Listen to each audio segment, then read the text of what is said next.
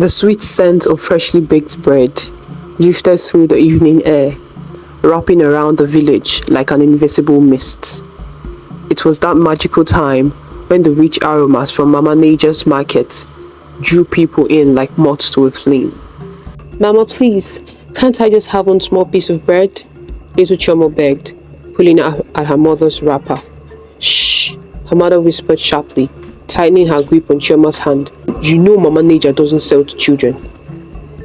In the heart of Nigeria's dense forest, where ancient trees whispered secrets to those who would listen, the village of Omago had never known such mouth-watering delicacies before Mama Nature arrived.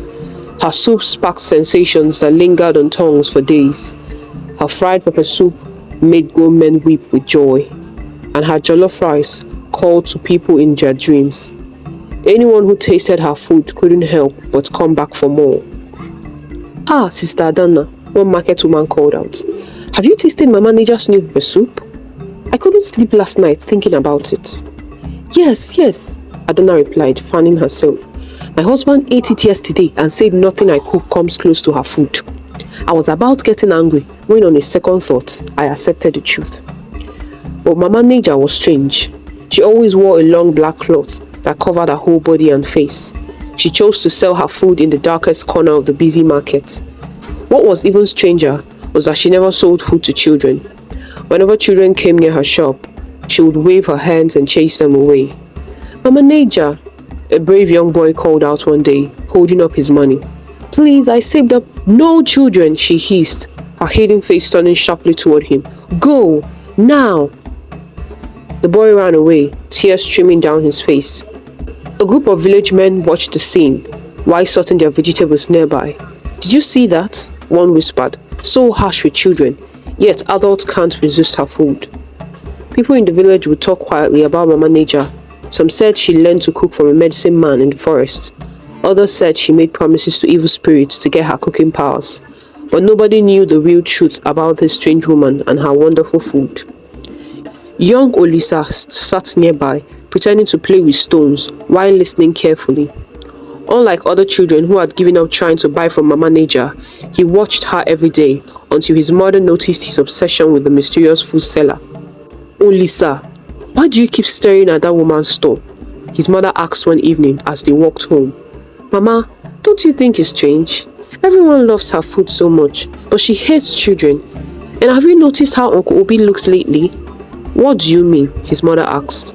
"He eats at her store every day, but he's getting thinner and weaker. Yesterday, he could barely lift his farm tools." His mother sighed as she thought on what he said.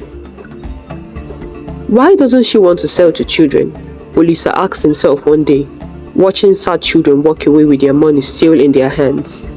One evening, while everyone was busy buying food at Mama Nature's shop,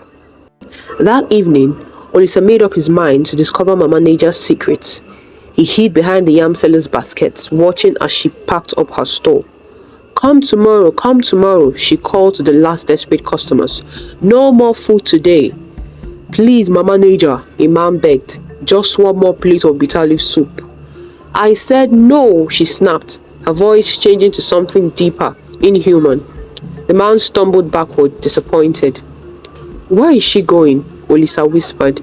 Then he followed her very quietly, making sure his feet didn't make any noise. The path went deeper and deeper into the forest, where the trees were so close together that even moonlight couldn't shine through. Olisa hid behind a big tree trunk, trying hard to see what Mama Nature was doing in the dark. Suddenly, he saw her kneel before an old stone covered in green moss.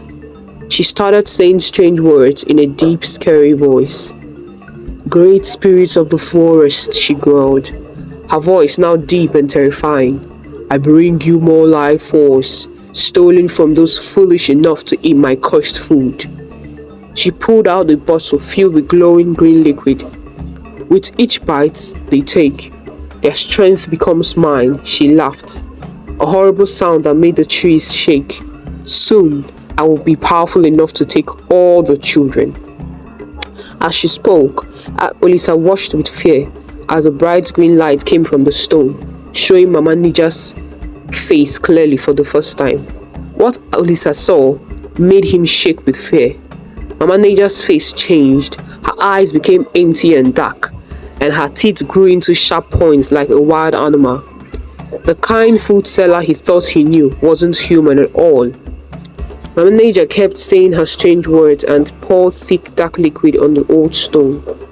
When the liquid touched the stone, the green light grew brighter and the air felt heavy and wrong.